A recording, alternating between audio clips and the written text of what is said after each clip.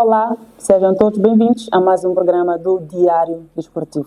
Como todos sabem, este é o programa que trata de assuntos que têm a ver com o desporto nacional e internacional. Vamos fazer o resumo da semana, isto é, tudo o que aconteceu durante o final de semana. E como habitual, começamos o programa olhando para o cenário nacional com destaque para Moçambola, assim que é. O Machacane deu um passo importante rumo ao regresso ao Moçambola 2026, ao vencer de forma sofrida o Estrela Vermelha de Maputo por 2-1. Numa partida em que Abdul abriu o marcador ainda na primeira parte, Engino empatou no início da segunda e Chico Mios, já nos descontos, garantiu o golo que colocasse os alaranjados em vantagem na eliminatória. No norte, o Desportivo de Pemba também venceu fora por 2-1 a Associação Desportiva de Pemba, com golos de Abdallah e Cindy, este último através de grande penalidade, depois de Maninho ter restabelecido o empate. No centro do país, a Liga Desportiva de Sofala derrotou o FC da Beira por 1-0, graças a um golo de Ibrahimo aos 73 minutos, levando uma vantagem mínima para a segunda mão. E dito isso, vamos agora falar da nossa seleção moçambicana, os Mambas. Moçambique perde em Marrocos em jogo de preparação para o CAN.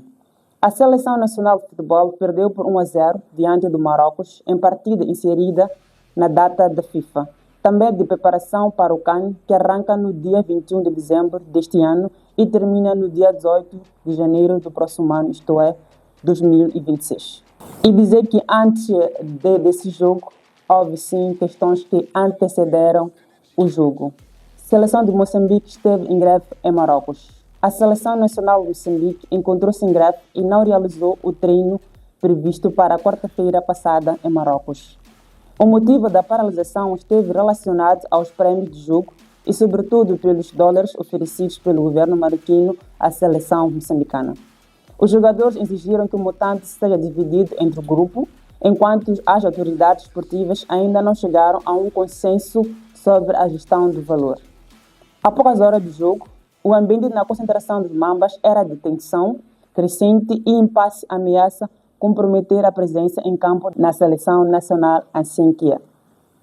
E ainda sobre os Mambas, o jogo entre Moçambique e Chad. A seleção nacional já se encontra instalada em Casablanca, onde vai cumprir o segundo e último jogo desta data FIFA, para um jogo amigável.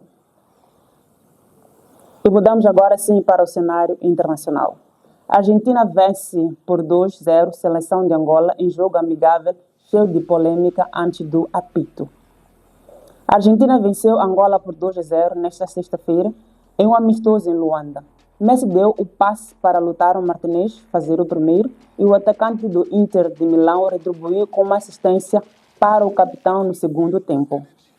Esse foi o último compromisso do ano na seleção argentina, que já está garantida na Copa do Mundo do ano que vem. Aos 43 minutos, a Argentina recuperou a posse depois de um lançamento errado do goleiro Neblu e De Paulo encontrou Messi, assim que é, aberto na direita. Lionel tocou em profundidade para que Lutero entrasse na área e rebatesse cruzamento para o gol. Messi puxou a jogada pela direita com 36 minutos depois do intervalo, deixou o zagueiro para trás com um drible, mas perdeu a bola na sequência. Lutero ficou com ela na entrada da grande área e deu o passe para que o camisa 10 ampliasse. O confronto amigável celebrou os 50 anos da independência de Angola e esteve cheia no estádio 11 de novembro, o maior do país e que carrega data de evento histórico.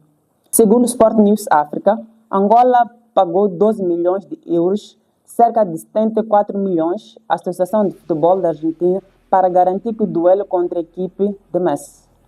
Os argentinos encerraram as qualificatórias da América do Sul para a Copa da Liderança com 12 vitórias, 2 empates e 4 derrotas.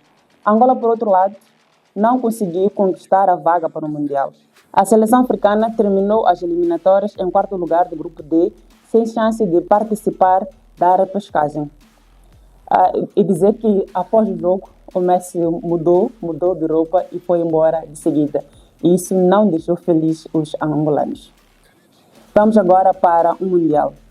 A República Democrática do Congo venceu a Nigéria nos penaltis e avançou para a repescagem. A República Democrática do Congo manteve vivo o sonho de se classificar para a Copa do Mundo da FIFA 2026 ao vencer Nigéria por 3-4 nos penaltis na noite de domingo, após um empate 1-1 na prorrogação na final da repescagem africana. Frank Oyeka colocou a Super Agents em vantagem nos 3 minutos, mas Elia empatou aos 32 minutos e após 120 minutos de tensão, o capitão Chancel converteu o penalti decisivo, garantindo a vaga dos Leopardos na repescagem de março no México. As esperanças da Nigéria terminam aqui. Disputa no Estádio Príncipe. A partida oferecia um único e importante prêmio, uma vaga de torneio de repescagem com 6 equipes em Guadalajara e Monterrey, onde serão definidas 2 vagas para a Copa do Mundo. Assim, a Nigéria está oficialmente fora do Mundial 2026. E uma grande notícia: Portugal está oficialmente no Mundial 2026. A seleção portuguesa assegurou ontem a presença no campeonato do mundo, ao golear a Armênia na sexta e na última jornada do Grupo F da qualificação europeia.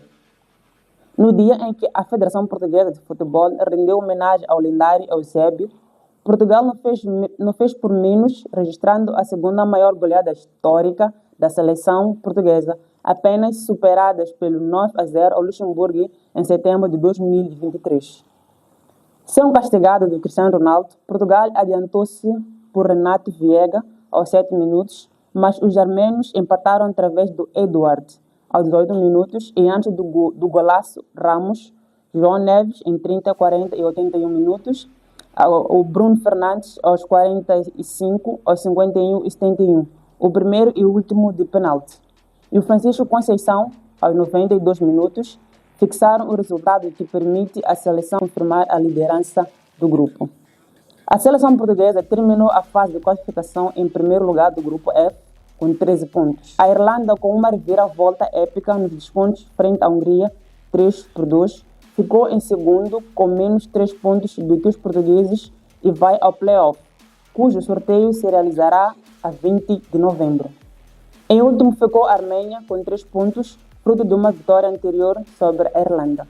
Portugal fica a conhecer os adversários do Mundial 2026 no sorteio do dia 5 de dezembro. Ainda no Mundial, Noruega de regresso aos Mundiais 28 anos depois. Itália contenta-se com o play-off. Jogou-se este domingo em San Siro o apuramento no Grupo 1 de qualificação europeia para o Mundial 2026. A precisar de vencer por uma grande diferença de gols, a Itália saiu derrotada diante da Noruega por 4-1, e confirmou a presença na prova. Os comandados de Gennaro Gattuso entraram melhor na partida e abriram o marcador ainda dentro do primeiro quarto de hora. Frederico, após um bom trabalho na esquerda, descobriu Francesco Esposito na área e o colega, que também atua no Inter, só teve de encostar. No segundo tempo, no entanto, o filme foi outro. Sem conseguir encontrar o caminho do golo, a Itália perdeu o ímpeto da primeira parte e os comandantes de Stylo aproveitaram. A passagem da hora do jogo, Antonio Nusa deixou vários adversários para trás e bateu Gigi com um remate de pé esquerdo ainda fora da área. O pior na ótica italiana ainda estava para vir. Numa questão de 2 minutos, Haaland silenciou San Siro com um bis, primeiro com um remate a meia volta, assistido por Oscar Bob. Depois por via de um desvio na pequena área, levando os noruegueses à euforia. Já nos segundos finais ainda houve tempo para Strange Larsen colocar um último prego no caixão italiano. Com essa vitória, a Noruega regressa aos campeonatos do mundo, a primeira vez desde 1998. Como vimos na notícia anterior, a Itália perdeu e isso criou que gerou uma polêmica do Gennaro Gattuso, que ele diz assim: a África devia ter menos vagas na Copa do Mundo. Após uma falha da Itália em garantir a qualificação direta para a Copa do Mundo, FIFA, o treinador Gennaro Gattuso afirmou que a África deveria ter menos vagas no torneio. A declaração gerou polêmica imediata e reacendeu o debate sobre a distribuição de lugares entre as confederações. As críticas do Gattuso tornaram-se, portanto, contraditórias quando comparadas ao histórico recente da própria seleção italiana.